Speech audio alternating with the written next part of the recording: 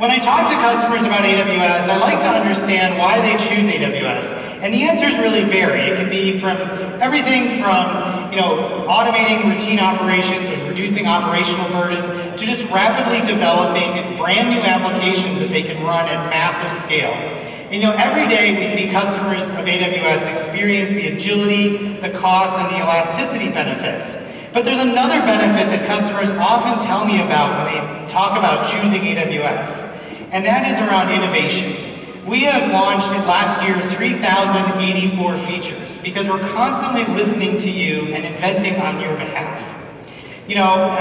Most recently, just about a month ago, we launched a new capability for Lambda that allows you to use an HTTPS point in front of a serverless Lambda function without having to have any other services. So you can now implement things like simple webhook handlers and other kind of simple capabilities in front of Lambda function without any other service. And we've been doing this over the last 14 years, and the constant has been innovation. We are just continuously innovating and helping you continuously evolve your systems. And in that time, I've seen AWS and my colleagues just constantly work to meet your needs with simple, innovative capabilities. I think it's incredibly important when you're choosing a technology platform to really think about, what is the provider doing and are they going to continue innovating? Because decisions that you make today about your technology choice will be with you for a very long time. This actually reminds me of a story I heard recently about the space shuttle. And when you look at the space shuttle go into orbit, a big part of what it got into space were the two solid rocket boosters on either side. And these boosters were actually the most powerful rocket motors at the time, and they delivered 85% of the thrust for the first 2 minutes of flight. In fact, each of them provided 14.7 million newtons of thrust, which is 20 times more than the combined thrust of two Boeing 787 engines. And to do all of this, the rockets needed to actually be as wide as possible. But when designing these rockets and trying to make them very wide, the engineers ran into a surprising limitation.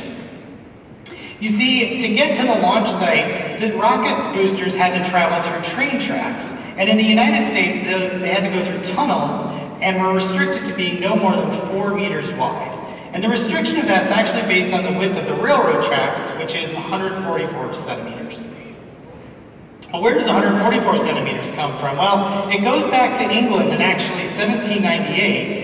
And back in England at that point, the railroads were built to be as wide as the wagons that traveled in the same tracks. And those wagons actually derived from the Roman war chariots as far as how they were designed and how wide they were. And so now we're back to about 100 AD and into the Roman Empire.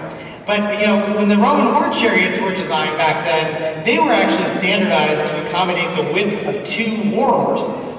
And how wide was that? Well, you can probably guess it was 144 centimeters wide.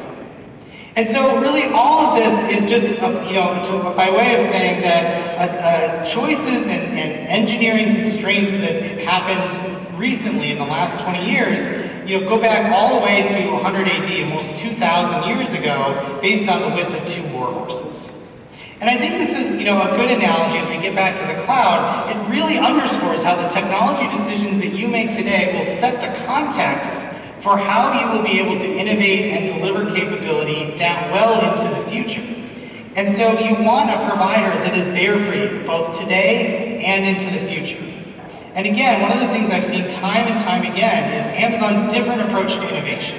It's really a core part of our culture. And in fact, one of our 16 leadership principles is what we call invent and simplify.